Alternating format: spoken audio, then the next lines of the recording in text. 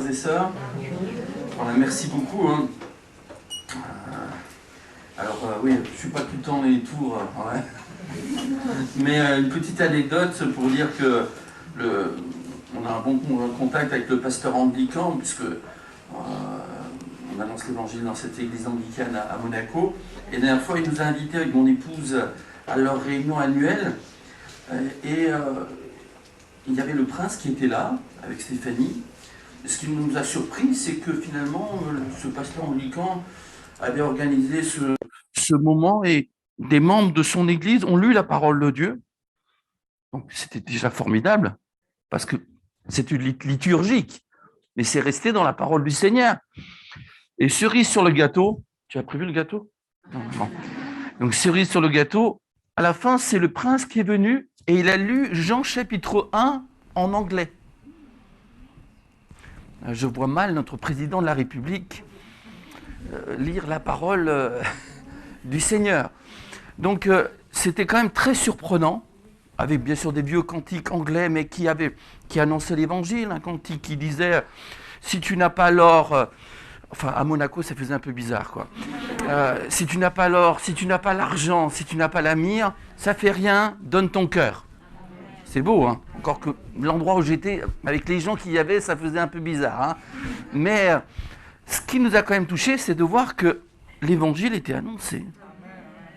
Et vous le savez très bien que là où il y a beaucoup d'argent, là il y a les richesses, c'est là où c'est le plus difficile. Mais à Dieu, rien n'est impossible. Et qu'à lui seul soit toute la gloire. Voilà, on a déjà passé un moment merveilleux, on sent la présence de Dieu. Vous avez du zèle pour le Seigneur. Je remercie votre pasteur pour son invitation. Je suis tellement heureux de revoir Pascal avec son jeu de piano inimitable. Voilà, parce qu'il y a quelques mois, c'est ça. Vous savez, la façon de parler biblique, c'est 1000 ans. C'est comme un jour. Donc vous divisez par jusqu'au siècle, là. Mais il y a à peu près 40 ans, je suis arrivé à 8 boulevard de Cimier et il jouait au violon, à la batterie, au piano. Et il y avait une centaine de jeunes et il y avait une vie de réveil. Et le Seigneur a appelé beaucoup de jeunes à devenir des pasteurs. Il y avait vraiment des moments formidables. Et ce matin aussi, c'était formidable. Amen. Jésus-Christ est le même hier, aujourd'hui éternellement. Hein. Mais ça ne nous empêche pas d'avoir des souvenirs et de savoir que Dieu est fidèle, que Dieu est bon. Et je suis heureux de le voir, de revoir Tatiana, d'autres au milieu de vous. Et le Seigneur nous appelle à ne pas manquer nos occasions de le servir. Mon épouse s'excuse, elle a mal dormi cette nuit, mais elle vous salue. Donc j'aimerais être dans le thème de cette semaine, et vous avez parlé de réveil, et aussi du fardeau des âmes dans le cadre du réveil. Alors on va lire un texte dans l'évangile de Luc au chapitre 16 et au verset 19.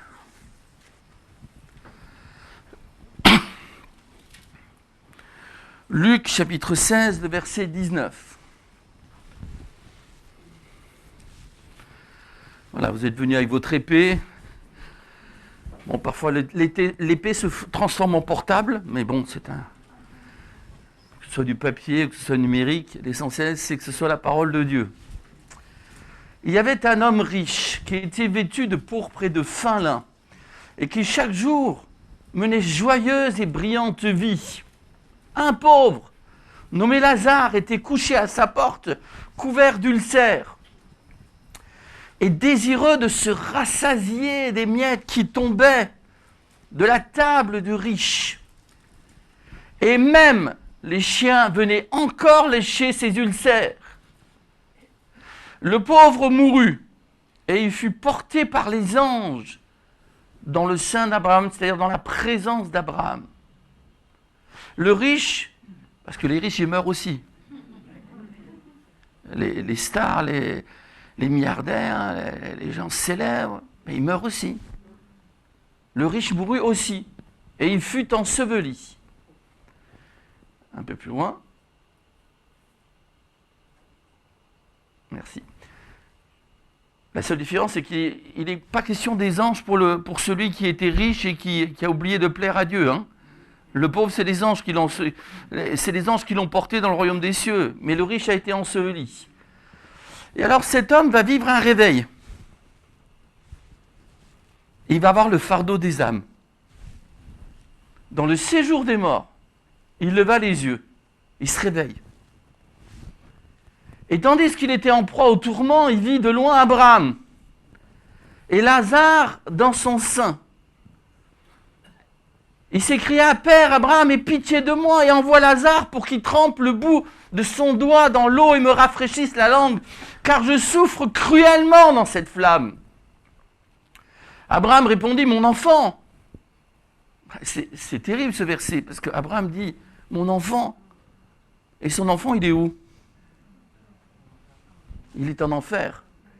Mon enfant, souviens-toi que tu as reçu tes biens pendant ta vie, que Lazare a eu les maux pendant la sienne. Maintenant, il est ici, consolé, toi tu souffres. D'ailleurs, il y a entre nous et vous un grand abîme, afin que ceux qui voudraient passer d'ici vers vous ou de là vers nous ne puissent le faire. Le riche dit, ah oui, maintenant, cet homme s'est réveillé, il se réveille en enfer, et il a le fardeau des âmes. Je te prie donc, Père Abraham, d'envoyer Lazare dans la maison de mon père. Pourquoi? Car j'ai 5 frères. Tout d'un coup, là, il a une grosse d'amour qui lui vient. Il pense aux autres. J'ai 5 frères. C'est pour qu'il leur atteste ces choses, afin qu'ils ne viennent pas aussi dans ce lieu de tourment. Abraham répondit, ils ont Moïse et les prophètes, qu'ils les écoutent. Et il dit, non, Père Abraham. Donc lui, il sait mieux qu'Abraham. Mais Abraham, c'est notre père dans la foi. C'est l'exemple. Non, Père Abraham, mais si quelqu'un des morts va vers eux, ils se repentiront. Et Abraham lui dit, s'ils n'écoutent pas Moïse et les prophètes, ils ne se laisseront pas persuader quand même quelqu'un des morts ressusciterait. Amen. Je vous invite à courber vos têtes une fois de plus et on prie le Seigneur. Oh Dieu, tu bénisses ta sainte parole, tu nous parles, tu nous fais du bien, tu nous montres le chemin que nous devons suivre, tu nous remplis de ta connaissance, afin que nous allions de l'avant et que nous puissions repartir dans ce monde rassasié de ta parole, fortifié en étant des poteaux indicateurs qui montrent le ciel. C'est toi qui es tellement beau et tellement merveilleux, et nous avons besoin de toi. Amen. Amen. Voilà donc ce passage qui est vraiment étrange. Une discussion entre des gens qui sont au paradis et une personne qui est en enfer et qui parle du ciel. En général, on est sur terre et on pense au fait qu'un jour on ira au ciel. Et on sait que dans le ciel, il y a la louange pour le Seigneur. On voit au chapitre 4, au chapitre 5 du livre de l'Apocalypse, alléluia, on voit que dans le ciel, il y a un trône. Et sur ce trône, il y a quelqu'un qui est assis. Il est notre Créateur. Et il tient dans sa main un livre. Et c'est l'agneau qui va venir. Et après que les anges, les archanges vont adorer, eh bien, le Créateur, il va adorer aussi l'agneau. Et on voit que l'univers entier va finir par fléchir les genoux. Il y a l'adoration. Parce que nous savons qu'un jour, le Christ va régner.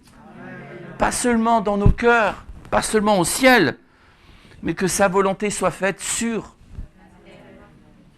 Que la volonté de Dieu soit faite à l'Ariane, comme au ciel. Nous attendons ce grand jour, parce que nous ne croyons pas en l'ONU, nous ne croyons pas, mais si nous avons du respect pour les autorités politiques, nous ne croyons pas dans la politique, nous ne croyons pas dans ces gens qui ont toujours des idées formidables, mais ça ne change pas le monde. Quand Jésus va poser ses pieds sur le mont des Oliviers, alléluia, là le monde va changer. À Dieu soit la gloire. On attend ces grands moments. Et on sait aussi que l'enfer existe. C'est une réalité. Ça dérange beaucoup de gens, mais Dieu a créé l'enfer pour le diable et pour ses anges. Et ceux qui suivront, eh bien, le diable et ses anges iront dans ce lieu de tourment. Jésus a beaucoup parlé de l'enfer. Jésus a vécu l'enfer à la croix du Calvaire pour t'offrir le paradis. Pour que ton nom soit écrit dans le livre de vie. Alléluia. Alors, nous sommes motivés parce que nous savons que le salut, c'est la chose la plus importante qui soit. Je suis sauvé parce que Christ a souffert pour moi et je veux que le plus grand nombre soit sauvé et connaisse la grâce de Dieu. Il n'y a rien de plus important que cela. Il n'y a rien de plus important que d'être réveillé et d'avoir le fardeau des âmes. Et quelle folie pour cet homme qui est en enfer, qui se réveille. C'est un drôle de réveil. Et il pense, d'abord il pense à lui quand même. Parce qu'il dit à Abraham, envoie Lazare. Il n'a jamais rien fait, lui, quand il était sur terre, pour Lazare. Jamais. Tous les jours, il rentrait, il sortait de sa maison, il menait brillante et joyeuse vie. Il aurait pu donner ses restes, les restes du caviar et du foie gras, à Lazare. Mais ça lui était jamais venu à l'esprit, ça.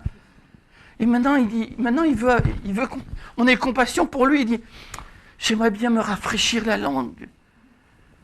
Et envoie Lazare. Mais Lazare, il est bien auprès d'Abraham. Et il y a un grand abîme. Il n'y a plus de passage. Nous savons que le passage, il est là maintenant. Mais il viendra un jour où il n'y aura plus de passage. C'est trop tard. Et alors après, il pense à sa famille. J'ai 5 frères. Et il discute même avec Abraham. Mais il ne comprend rien de toute façon. Peu importe. C'est trop tard. Alors c'est bien de parler du réveil. C'est mieux de le vivre. C'est bien de parler du fardeau des âmes. Et c'est mieux d'avoir ce fardeau dans notre cœur. Ce n'est pas un fardeau psychologique. Votre pasteur, les anciens, chacun peut communiquer ce fardeau, mais c'est quelque chose qu'il faut demander au Seigneur lui-même. Seigneur, donne-moi de l'amour pour les âmes. C'est quelque chose qui ne peut venir que du Saint-Esprit. Mais j'aimerais dire en tout premier lieu que si tu as le fardeau des âmes, si tu veux gagner des âmes, il faut d'abord que tu aies le fardeau de ton âme. Parce que ce pauvre homme, ce pauvre riche, mais qu'est-ce qu'il est bête. Le Seigneur ne lui interdisait pas de profiter de l'existence. Mais il ne s'est pas occupé de sa propre âme. Avant de sauver le monde entier, sauve ton âme. Et il y a des gens qui sont prêts à... Et ils voient les choses, ils voient que tel frère, telle sœur, ok, ils ont besoin de sanctification. Mais occupe-toi d'abord de ta propre sanctification. Je crois que c'est John Wesley qui est devenu un homme de réveil et qui avait le fardeau des âmes. Et il était parti comme missionnaire en tant que pasteur anglican, mais rien ne s'était passé. Enfin, quand il n'était pas vraiment sauvé lui-même. Et puis le Seigneur va toucher son cœur, va le réchauffer. Et il deviendra vraiment un homme de réveil. Il va vraiment aimer les âmes. Il y a parfois au milieu de nous des gens qui viennent régulièrement, qui chantent les cantiques, même qui donnent leur dîme. Mais ils ont un problème profondément dans leur âme. Ils n'ont pas pardonné telle blessure. Ils n'ont pas oublié telle parole. Ils ne peuvent pas s'endormir avec la prière. Ils s'endorment avec des mauvaises pensées. Et parfois, ils dorment très mal et ils ont des cauchemars. Leur âme n'est pas guérie. Parce que cet homme, ce mauvais riche, il connaissait les prophètes, il connaissait Abraham, il connaissait la loi de Dieu. Bien sûr, cet homme riche symbolise les pharisiens dans le contexte où Jésus parle. Mais il connaissait la parole de Dieu. Lorsque les mages sont venus, eh bien, les hommes religieux ont trouvé Michée, chapitre 5, verset 1er, « Et toi, Bethléem, Ephrata, tu n'es certes pas la moindre entre toutes les villes du Juda, parce que de toi sortira un chef qui paîtra Israël, mon peuple. » Donc ils connaissaient la parole de Dieu, mais ils ne sont pas allés à Bethléem. Ce sont les mages qui sont allés. Alors on peut connaître la parole de Dieu, on peut s'y habituer. Mais j'aimerais te dire, pense à toi. Paul dira cela à Timothée. Veille sur toi-même. Sur toi-même. Veille sur ton enseignement. Et tu te sauveras toi-même et tu sauveras ceux qui t'écoutent. Alors, ne fais pas comme cet homme qui chaque jour menait joyeuse et brillante vie, dans le sens qu'il nourrissait son corps, il était bien vêtu, il nourrissait sa réputation. Ne fais pas cela. Mais que chaque jour tu nourrisses ton âme. Je crois que c'est dans le psaume 119 que David dira « 7 fois je te célèbre dans la journée ». Et dans le livre de Job, il est dit, eh bien, les gens se plaignent, ils racontent ceci, ils ne voient que les choses qui sont un peu négatives. Mais nul ne dit, où est ce Dieu qui m'inspire des cantiques durant la nuit? Est-ce que le Saint-Esprit ne peut pas t'inspirer des cantiques durant la nuit? Au milieu de ton épreuve? Tu ne peux pas être rempli du Saint-Esprit sans musique vers minuit comme Paul et Silas? Même si quelqu'un t'a mis dans une prison, dans un cachot, si tu chantes les louanges de Dieu, les chaînes vont être brisées. Les portes vont s'ouvrir, alléluia. Et le nom du Seigneur va être glorifié. Le meilleur moyen pour ne pas diminuer, c'est que tu ne t'endormes pas. Si on a besoin d'un réveil, c'est très difficile cette expression quand on parle du réveil, parce que le but, c'est de ne pas s'endormir. Hein. Veillez et priez, afin que vous ne tombiez pas en tentation. On comprend bien que notre corps a besoin de sommeil. On dit même un sommeil réparateur. Mais dans le langage biblique, spirituel, nous devons toujours veiller. Tu dois être, mon frère et ma sœur, une sentinelle. Il y a tellement de gens qui s'endorment du sommeil de la mort, comme Eutychus. Il était entre deux mondes et puis il est tombé du mauvais côté. Heureusement que Paul était un homme de réveil et qu'il l'a réveillé. Il y a beaucoup de nos jeunes qui sont comme ça, ils sont en train de tomber du mauvais côté. Je crois qu'il est plus facile de vivre sa vie chrétienne dans un pays de persécution, parce que là tout est radical. Vous ne pouvez pas vous endormir. Ou vous suivez le Seigneur, ou alors c'est perdu. Mais Jésus dira, prenez garde que vos cœurs ne s'apesantissent par les excès du manger et du boire. Ce n'est pas un gros péché, ça. Mais simplement, on s'apesantit. On s'endort petit à petit. Et puis on se réveille et on n'a pas prié. Seigneur, donne-moi chaque matin de nourrir mon âme. Chaque matin, alors que tes bontés se renouvellent, que je puisse lire ta parole. Seigneur, dès le réveil, je me rassasierai de ton image. Oui, tu vas te réveiller, alors réveille-toi tôt et lis la parole de Dieu. Parce que rien ne remplace cela. Ce que tu amènes à l'église, c'est ton temps personnel. Ton temps public, devant tes frères et sœurs, dépend de ton temps personnel chez toi. Lorsque tu ouvres la Bible. Alors bien sûr, tes frères et sœurs vont te faire du bien, ils vont te réchauffer, ils vont dire hey, « bouge-toi !» Mais ce serait bien que tu te bouges avant. Et ce que tu vas amener à l'église, c'est ce que tu as vécu avec le Seigneur auparavant. Nous voyons dans la vie du Seigneur cette application, parce que Jésus faisait un miracle. Il enseignait les foules, mais tout de suite il priait. Dès le matin, il se retirait dans les lieux déserts et il priait. Il priait, il y avait un miracle. Il priait, il y avait un enseignement. Il y avait cet équilibre parfait entre sa communion et le Père et le fardeau des âmes. Mais celui qui a donné sa vie pour toi et pour moi et pour le monde entier, car Dieu nous a tant aimés qu'il a donné son Fils, a pris quand même le temps d'aller sur la montagne de la transfiguration. Et parfois, il ne voulait pas être dérangé. Parce qu'il fallait qu'il soit dans la présence de Dieu. Il a passé toute une nuit à prier. pour choisir ses apôtres. Alors, mon frère, ma sœur, si tu as tellement de choses à faire que tu oublies de prier, ou que tu as une vie de prière légère, alors qu'on est à la fin des temps, alors que la scène du retour du Christ est prête, alors qu'on voit dans le monde entier cette peut-être déjà l'ombre de l'Antichrist qui vient.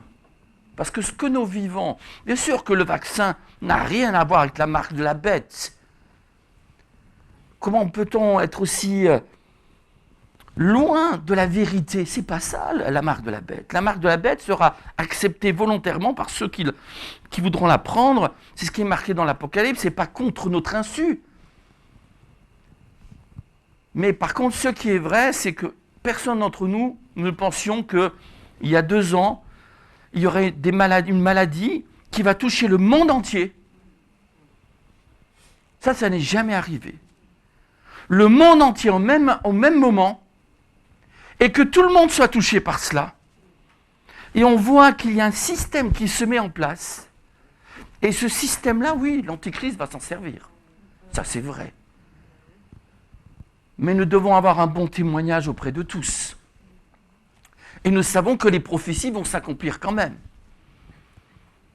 Alors qu'est-ce qu'il faut que je fasse? Mais il ne faut surtout pas que j'ai une vie de prière légère. Seigneur, enseigne-nous à prier. Mais cet homme pouvait profiter de la vie, mais il pouvait prier. Il pouvait manger autant qu'il voulait, mais il pouvait donner à manger à Lazare. D'ailleurs, Zachée, lui, dira, je donne aux pauvres la moitié de mes biens. Et si j'ai fait tort à quelqu'un, je lui rends le quintuple. Mais lui, non. Il n'avait aucune communion. Abraham, lui, était dans la présence de Dieu. Il a appris à faire confiance à Dieu. Alors, si tu veux vivre le réveil, et si tu veux venir au secours des autres, occupe-toi d'abord de toi-même. Que toute amertume soit ôtée de ton cœur. Que toute clameur, que tu n'aies aucun ressentiment. Tu vas te présenter devant ton Sauveur qui t'a pardonné tous tes péchés et qui te dira, mais toi tu n'as pas pardonné ce péché-là, cette parole-là, à telle époque, cet acte. Mais tu seras honteux, tu vas baisser tes yeux. Il est temps de pardonner totalement. Il est temps de se consacrer entièrement parce que je le crois vraiment qu'on est très proche du retour du Seigneur. Et je me souviens qu'il y a 40 ans, eh bien, on parlait plus des prophéties bibliques qu'aujourd'hui. On était là, on dit, qu'est-ce que veut dire tel verset? Mais le Seigneur peut vraiment revenir à n'importe quel moment. Alors je veux être prêt.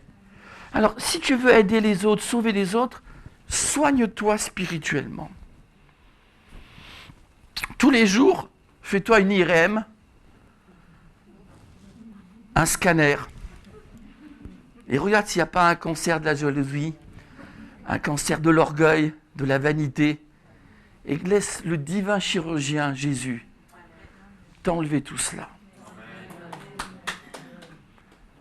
Laisse le divin chirurgien opérer ce qui rend ta vie impossible. Comment peut-on prier avec efficacité si on a une amertume, s'il y a un rejeton d'amertume, s'il y a quelque chose de mauvais, on ne peut pas prier. D'ailleurs, le Seigneur dira, quand vous priez, si vous avez quelque chose contre quelqu'un, pardonnez. Si tu pries, tout est possible. Si tu pries, ton église sera bénie. Si tu pries, ton pasteur sera béni, et son épouse aussi. Si tu pries, l'Ariane sera bénie. Tout est possible. C'est parce qu'on ne prie pas qu'on croit de moins en moins. Mais à notre Dieu, quand nous prions, tout est possible. Ces pharisiens, soi-disant, priaient beaucoup. Non, ils n'avaient pas une vraie vie de prière. Alors, mon ami, mon frère et ma sœur, avant de sauver le monde, sauve-toi toi-même. sauve-toi toi-même. Nourris ton âme tous les jours. Chaque jour, cherche sa face. Et que le nom du Seigneur soit béni. Et puis effectivement, il nous enseigne cet homme en enfer. Hein. Tant pis pour lui, mais tant mieux pour nous. Il nous enseigne, il pense et il dit, j'ai 5 frères. Le Seigneur lui-même a prié pour sa famille. Et si ses frères et sa mère, à un moment donné, vont dire « Mais il a perdu la raison, il est hors de sens », le Seigneur va inaugurer une nouvelle famille en disant « Qui est ma mère, qui est mon frère, qui est ma sœur ?» Ce sont ceux qui écoutent la parole de Dieu et qui la mettent en pratique. Mais il n'a pas renié sa famille. Il n'a pas renié sa propre famille. C'est pas vrai. On n'est pas d'accord avec toi, ça ne fait rien pris. Que le Seigneur te donne la force d'aimer ceux qui ne sont pas d'accord avec toi, même dans ta propre famille. Il est quand même normal que tu pries pour ta famille. Et nous voyons que le jour de la Pentecôte, nous voyons qu'ils étaient là, les frères de Jésus. Marie qui priait aussi, c'est la dernière fois qu'il est question de Marie. Dans la Bible, on n'en fait pas une déesse, on le sait bien. Mais c'est une femme de prière. Et nous voyons Jacques, le frère du Seigneur, qui nous laisse une exhortation. Nous voyons Jude qui nous parle de la fin des temps. La famille du Seigneur va se tourner vers le Seigneur. Alléluia. Si Dieu t'a choisi pour être un témoin, c'est d'abord pour être un témoin dans ta propre famille. Tu as des frères et sœurs, tu as des parents, tu as des cousins. Est-ce que tu pries pour eux? Ou est-ce que tu as eu ce raisonnement? Oh ben finalement, ils sont trop durs. Si tu leur as parlé, alléluia, maintenant tu peux prier. Et le Seigneur fera le reste. Mais ne néglige pas ta propre famille. On lit ensemble dans Romains au chapitre 9 et au verset 1er.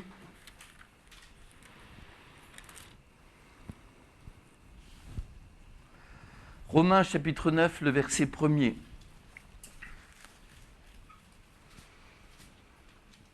Je dis la vérité en Christ, je ne mens point. Ma conscience m'en rend témoignage par le Saint-Esprit. J'éprouve une grande tristesse et j'ai dans le cœur un chagrin continuel. Car je voudrais moi-même être anathème et séparé de Christ pour, on le dit ensemble, pour mes frères. Lui, Paul le Juif, qui était vraiment empreint de cet amour, de ce patriotisme, de cette histoire biblique. Et Dieu le choisit, et finalement, c'est difficile pour lui. Mes parents selon la chair, qui sont israélites, à qui appartiennent l'adoption, la gloire, les alliances, la loi et le culte, et les promesses, et les patriarches, et de qui est issu selon la chair, le Christ qui est au-dessus de toutes choses. On le dit ensemble. Dieu bénit éternellement. Amen. Oui, il est plein de tristesse, Paul.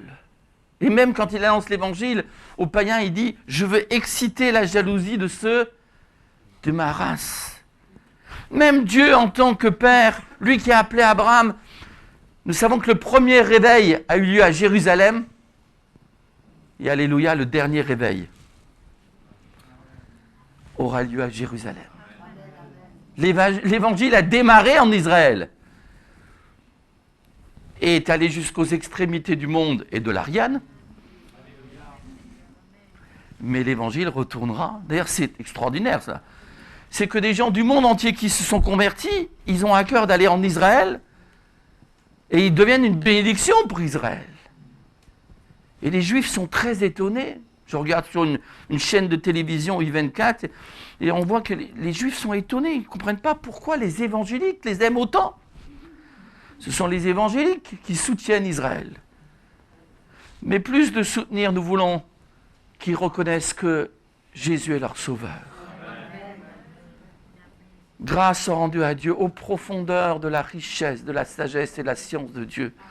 Que ses jugements sont incompréhensibles, sa grâce est extraordinaire. C'est de lui, par lui et pour lui que sont toutes choses. Dieu aura le dernier mot avec son peuple. Que Dieu ait le dernier mot aussi dans ta famille. Parce que toi, tu vas prier, pleurer pour eux. Alléluia. C'est ta responsabilité. Et il nous fait rire, enfin dans le mauvais sens. Hein. Cet homme qui est en enfer, qui maintenant il s'intéresse à ses 5 frères. J'ai 5 frères. Qu'est-ce que tu as dans... Tu as combien de frères et de sœurs dans ta famille? Quelle est ta famille? Mais ce n'est pas plus tard qu'il faut prier pour eux. Plus tard, ça va être trop tard. C'est maintenant qu'il faut prier. Tu es responsable de témoigner. Tu es responsable de prier. Tu es responsable de pleurer. Et le Seigneur amènera le réveil dans ta famille. Dans la tienne. Parce que Dieu est puissant pour le faire. À Dieu soit la gloire. Alors d'abord, en tout premier lieu, nous devons nous occuper de nous-mêmes. Veille sur toi-même et sur ton enseignement. Après, nous devons nous occuper de notre famille. Et puis, nous devons nous occuper de tous ceux que le Seigneur a mis autour de nous. Et je reviens à l'histoire de cet homme, mais cet homme qui, tous les jours, il rentrait dans sa maison, et régulièrement, bien sûr, il en sortait, et il voyait Lazare qui était couché à sa porte. Il pouvait lui faire du bien.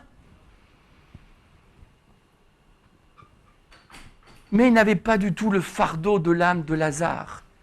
Et quand il était sur la terre, il n'avait pas du tout le fardeau de ses 5 frères. Le seul fardeau qu'il avait, c'était de bien se vêtir. C'était d'avoir une bonne réputation. C'était de remplir son ventre. Il était comme Nabal dans l'Ancien Testament. Un fou. Les gens sont fous, ils sont perdus, ils ne pensent qu'à eux-mêmes. On est dans ce monde où chacun ne pense qu'à lui-même. Allez, il faut que je sois bien vêtu, que je pense à moi, à mes affaires. Et voici que Dieu nous a envoyé un merveilleux sauveur. Qui, lui, n'est pas né dans un palais. Jésus, le plus riche de l'univers, pour nous enrichir, s'est fait pauvre. À Dieu soit la gloire. Jésus n'est pas né, n'est-ce pas, à Jérusalem dans un palais, mais à Bethléem dans l'endroit le plus humble qui soit. Il a été celui dont il est dit, il n'avait ni lieu où reposer sa tête. Non, les renards ont des tanières, les oiseaux du ciel ont des nids, mais le Fils de l'homme n'avait pas un lieu où reposer sa tête. Il était pourchassé par Hérode. Non, même quand on l'invitait, il y avait des arrière-pensées. On voulait se servir de la réputation du Seigneur. Mais en réalité, Jésus, lui, s'est fait pauvre pour nous, de riche qu'il était. Et ce matin, Jésus veut t'enrichir. Et si tu dors, il veut te réveiller. Il est temps que tu sortes de ta prison. Comme l'ange qui a réveillé Pierre en disant « Oh, tu vas te réveiller, tu ne vas pas mourir en martyr, Hérode ne va pas avoir ta peau, les portes de la prison vont s'ouvrir, tu vas encore servir le Seigneur. » Réveille-toi. Tes passions, tes mauvais désirs n'auront pas ta peau, n'auront pas ton âme. Tu vas crucifier tes passions et tes mauvais désirs afin de vivre la vie de Christ. Alléluia. Tu vas te réveiller. Et au lieu de te lamenter sur toi-même, le Seigneur va te remplir d'amour. Il va t'inonder d'amour. Des fleuves d'amour vont venir vers toi. Jésus est allé de lieu en lieu. Mais partout il était le même. Il avait de l'amour à donner. Mon frère, ma sœur, c'est quoi le réveil? C'est aimer les perdus. C'est aimer les Lazars qui sont couchés à notre porte. C'est aimer ceux qui sont couverts d'ulcères et que les chiens vont lécher dans le sens qu'ils sont tellement impurs. Oh là là, personne n'aimait Lazare. Mais Jésus l'aimait. Personne n'aimait les lépreux. Mais Jésus aimait les lépreux. Personne n'aimait les publicains, les collecteurs d'impôts. Mais Jésus les aimait. Personne peut-être ne t'a aimé, mais Jésus t'aime. Et si même une mère oubliait l'enfant qu'elle allait, même si ta famille t'a abandonné, je te dis, le Seigneur t'aime. Et tu peux aimer ceux qui t'ont abandonné. Et tu peux aimer ceux qui t'ont rejeté. Et tu peux aimer même ceux qui t'ont haï. C'est cela l'amour, alléluia. Jésus avait le fardeau des âmes. Dans Matthieu 9, 36, il est dit que voyant la foule, Jésus fut ému de compassion. Tu vois, la foule ne voit pas simplement une foule, voit des gens qui sont malheureux.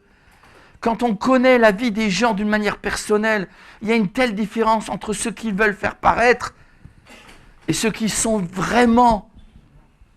Ils ont besoin de la grâce de Dieu. Ils ont besoin d'enfants de lumière. Ils ont besoin du sel de la terre. Ils ont besoin de gens réveillés. Les gens du monde, écoutez-moi bien, les gens du monde font bien la différence entre les chrétiens de nom et ceux qui sont réveillés. Ils font la différence. Le monde sait faire la différence. Parce que la lumière, elle brille. Et la lumière, elle révèle toutes choses. Elle révèle Jésus, elle révèle le péché, elle révèle le fond des cœurs, elle révèle aussi qu'on a besoin du Christ. Alors les gens du monde font la différence. Ça se voit très vite, une personne qui est réveillée, qui a la joie du Saint-Esprit. Et nous sommes là pour louer Dieu notre Père. Nous sommes là pour accomplir le premier commandement. Mais avoir le réveil, vivre le réveil et avoir le fardeau des âmes, c'est le deuxième commandement. Tu aimeras ton prochain. Tu aimeras ton prochain comme toi-même. Alors Jésus avait le fardeau des âmes, purifier les lépreux, il allait vers tout le monde. Et dans les derniers moments de sa vie, j'aimerais terminer par là, quelle différence entre ce riche et le Christ. Christ qui possède tout l'univers, tout lui appartient, il est pleinement co-créateur avec son Père, il s'est fait pauvre, il s'est incarné. Et dans les derniers moments de sa vie, à Gethsémani, il est seul. Et afin d'aller jusqu'à Golgotha, afin de rester réveillé, il va prier. Et il va dire à ses disciples, Pierre, Jacques et Jean, vous n'avez pas pu veiller 1 heure avec moi. Nous sommes dans la dernière heure. Nous sommes dans la dernière heure. Il faut rester réveillé. Mais Jésus prie et Dieu vient à son secours en lui envoyant un ange. Et il va suer des grumeaux de sang. Il prie. Il a le fardeau des âmes. Il a le fardeau de Pierre, Jacques et Jean, des apôtres. Et lorsqu'on vient l'arrêter, qu'est-ce qu'il va dire? Si c'est moi que vous cherchez, laissez partir mes bien-aimés. Il se livre à la place des autres. C'est ça l'amour. Mais pourquoi il était capable de le faire? Parce qu'il a prié. Si tu ne pries pas, tu ne seras pas capable de résister. Tu ne seras pas capable d'aimer. Je ne serai pas capable d'aimer et de résister. Mais si j'ai prié et que j'ai laissé le Seigneur venir en moi, je serai capable d'être cet homme de Dieu. Tu seras capable d'être cette femme de Dieu que Dieu veut que tu sois. C'est cela le plan de Dieu. Jésus reçoit les coups, il est rejeté. On le met sur une croix infâme.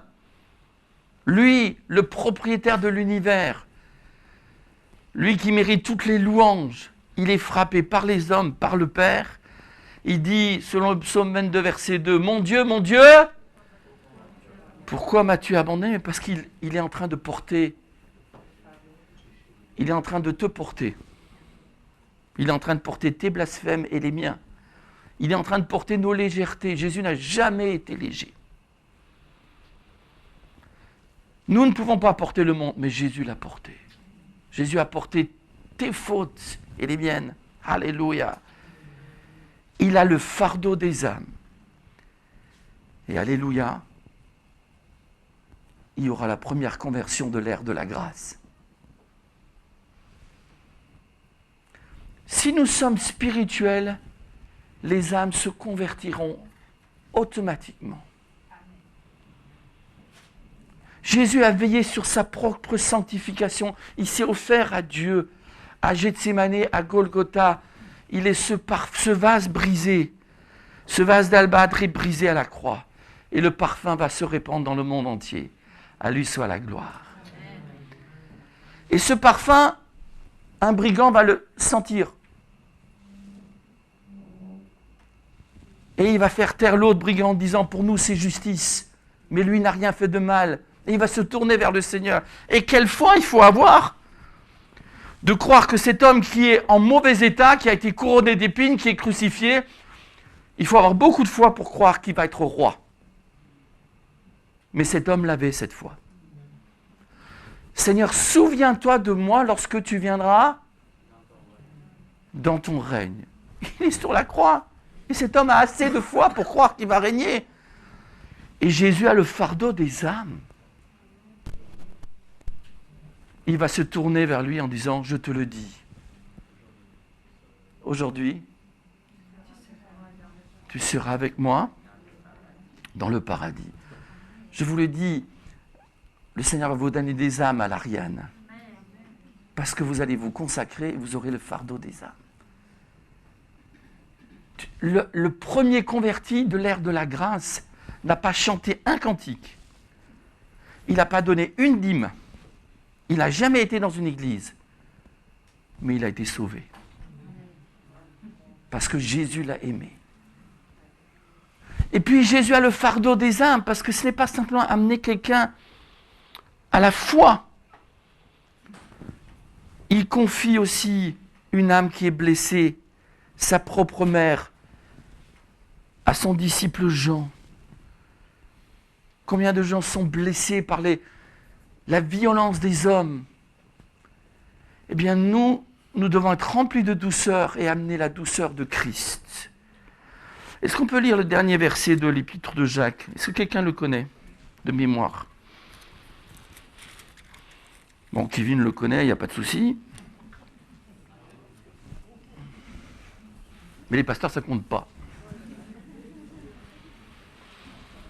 Voilà, donc Jacques, chapitre 5, verset 19. Je trouve d'ailleurs ça étrange, parce que dans l'épître de Jacques, il y a beaucoup de conseils sur la sagesse, sur la langue, sur beaucoup d'exhortations à être spirituel et à quitter la fausse religion. Ça correspond bien à notre thème sur ce mauvais riche qui avait une fausse religion. Mais c'est étonnant cette conclusion de Jacques. Très étonnant. Parce qu'à la fin, il parle d'évangélisation, ou plutôt de ramener le rétrograde. Il a le fardeau des âmes. Mes frères, on va ajouter mes sœurs, si quelqu'un parmi vous s'est égaré loin de la vérité et qu'un autre l'y ramène, qu'il sache que celui qui ramènera un pécheur de la voie où il s'était égaré et couvrira une multitude de péchés. Mais c'est magnifique. Nous voulons amener des personnes qui n'ont jamais connu le Seigneur à la connaissance du Seigneur, mais nous voulons aussi amener ce frère qui s'est arrêté, cette sœur qui s'est arrêtée, qui s'est lassée. C'est étonnant, parce que on a un peu de recul, mais j'étais étonné de voir des gens s'arrêter sur le chemin de la foi. Je n'aurais jamais cru. Alors que d'autres, parfois, on croyait qu'ils étaient fragiles, ils sont toujours là. Donc quoi, il faut faire attention aux apparences. Il faut faire très attention aux apparences. Il y a des gens qui se croient forts ou qu'on croit forts. Et puis le temps montre qu'ils n'étaient pas si forts que cela. Mais nous ne sommes pas là pour les juger. Que celui qui est debout prenne garde, lui aussi de tomber. Et nous sommes là, puisque nous sommes debout, nous sommes là pour prier et pour relever celui qui est tombé. Nous sommes là, non pas pour passer notre chemin, mais pour être un bon samaritain et pour nous abaisser, pour mettre de l'huile et du vin sur les blessures. Alléluia. Et pour amener de nouveau le rétrograde, pour l'amener dans l'hôtellerie du Seigneur, dans la maison du Seigneur. Il y a peut-être un frère et sœur, tu le connais, il s'est aigri, il est tombé dans les pièges du malin. Mais le Seigneur nous exhorte à être pleins de douceur et de patience. Et que nous puissions vivre ce verset de Jacques. Jésus s'est occupé de sa mère, de son disciple Jean. Il a même pleuré sur les femmes de Jérusalem. Ne pleurez pas sur moi, mais pleurez sur vous. Quel amour! Quel amour! J'aimerais que cet amour nous unisse ensemble ce matin. Si tu as de l'ambition pour le Seigneur, des projets pour le Seigneur, fais attention de ne pas ressembler à ce riche. Parce qu'il y a beaucoup de gens qui disent qu'ils vont se consacrer. Il y a beaucoup de gens qui ont dit « mais je vais aller à l'autre bout du monde servir le Seigneur ». Commence à le servir au bout du quartier. C'est plus simple, ça coûte moins cher. Et parce qu'il ne dit pas « tu aimeras celui qui est à 25 000 kilomètres. Tu aimeras ton prochain ». Je vais donner un court témoignage. Ça va nous rajeunir avec Pascal. Quand je suis arrivé à Nice en tant qu'objecteur de conscience à la rue Macarani, c'était donc à peu près il y a 40 ans, j'avais connu le Seigneur en Alsace, dans un milieu qui n'était pas pentecôtiste, mais qui aimait le Seigneur. Et j'avais le fardeau des âmes. Le Seigneur m'avait fait cette grâce d'avoir le fardeau des âmes. J'avais perdu mon père d'un cancer qui a été difficile et long, et à cause de cela, j'étais un peu fâché avec Dieu. Bon, ça vous est jamais arrivé à vous, d'avoir des crises, mais bon, moi oui.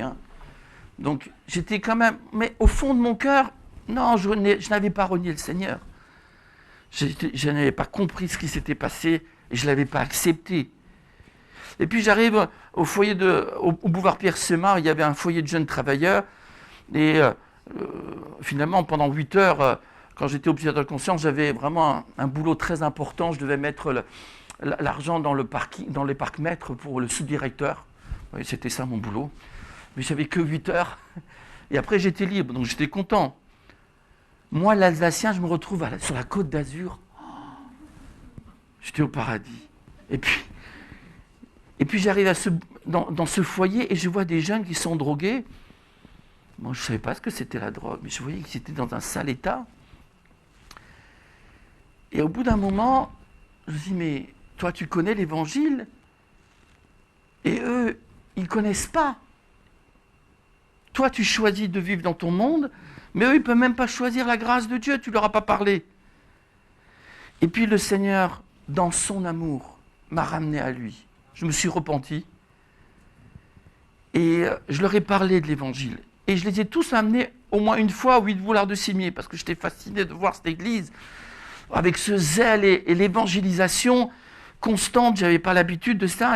Mais j'arrivais rarement à l'église 8 boulevard de Cimier sans avoir un inconverti avec moi. Je me souviens d'un soir, j'ai témoigné à un jeune drogué, et puis j'ai insisté, le Seigneur m'a poussé à lui parler. Et bon, je sentais bien qu'il y avait une réticence. Le soir même, il avait pris de la drogue, il était dans le sens inverse de la voie rapide et il s'est tué. Mais on faisait des réunions là-bas et on était une trentaine de personnes. Il y avait 2-3 chrétiens et les autres, c'était des inconvertis. Ils ont entendu l'Évangile. Christian Ranzeri, pour ceux qui connaissent, il s'était converti à l'époque là-bas. Quand je suis allé à Montpellier, il y a une fille qui est venue me voir en disant « Vous ne me connaissez pas, mais vous avez amené mon père à la foi. » Ça fait plaisir quand même. Et c'était la fille de Christian. Donc on ne se rend pas compte que lorsqu'on est fidèle dans les petites choses, et lorsqu'on tient la distance, parce que ça ne sert à rien de jouer aux euros, de jouer à celui qui est de jouer au Samson et de tomber le jour d'après. Il vaudrait mieux que tu sois Samson et Samuel en même temps. Mais ça ne sert à rien de faire des exploits pour crouler le jour d'après. Sois fidèle. Le Seigneur a remis dans mon cœur le fardeau des âmes. On a reçu un héritage, une richesse. C'est nous les vrais riches. À Monaco, ils sont tous fauchés. Ceux qui n'ont pas le Seigneur sont fauchés. Ils vont se réveiller. Tu n'as pas le Seigneur, tu es pauvre. Heureux les pauvres en esprit. Car le royaume des cieux est à eux. Alors oui, Veille sur ton âme. Aie le fardeau des âmes de ceux de ta famille. Aie le fardeau de ton Église. Aie le fardeau des rétrogrades. Aie le fardeau de tous les Lazars qui sont couchés à ta porte. Que le Seigneur ne te dise pas, il y avait un Lazare et tu ne l'as pas vu, tu ne l'as pas couvert, tu ne l'as pas nourri. Que le Seigneur ne fasse jamais un tel reproche, mais que nous puissions l'aimer et le servir.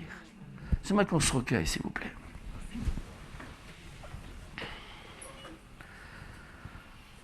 Peut-être que tu peux t'engager ce matin et ne pas dire « Seigneur, je ne veux plus jamais dire demain ou plus tard, je me consacrerai. » Mais peux-tu te consacrer chaque matin et savoir que tu ne peux pas oublier la prière. Tu ne peux pas oublier de nourrir d'abord ton âme, de passer une véritable heure avec le Seigneur. Tu verras combien ta vie sera différente. Tu verras combien ta vie sera profonde. Les choses se feront tout naturellement lorsque tu t'occuperas de toi-même, que tu adoreras ton Seigneur, que tu nourriras ton âme. Fortifie-toi et prends courage. Veille sur toi-même. N'oublie pas les gens de ta propre famille. N'oublie pas les rétrogrades. Tu peux prier, tu peux faire cette prière. Je m'engage à aller chercher mon frère et ma sœur. Je l'ai peut-être même critiqué. Maintenant, je vais prier pour lui. Je vais prier pour elle. Il y a tellement de gens qui, à travers la Covid, ont été dispersés. Et on a vu combien le peuple de Dieu a été fragile. Il y a beaucoup de virus spirituels. Si tu es en bonne santé, tu résisteras à ces virus spirituels que le diable envoie. Mais il faut que tu sois en bonne santé. Et tu seras capable d'aller soigner ceux qui sont malades. Et tu te réveilleras dans la présence d'Abraham. Tu te réveilleras dans la félicité. Ceux que tu as amenés à la foi viendront t'accueillir dans les tabernacles éternels. Tu es riche parce que tu as Christ dans ton cœur. Ne galvaude pas cette richesse. Demande au Seigneur de te remplir.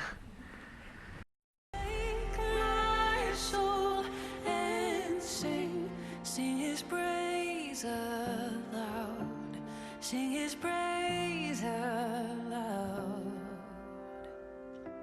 Oh, awake my soul and sing his praise aloud. Sing his praise.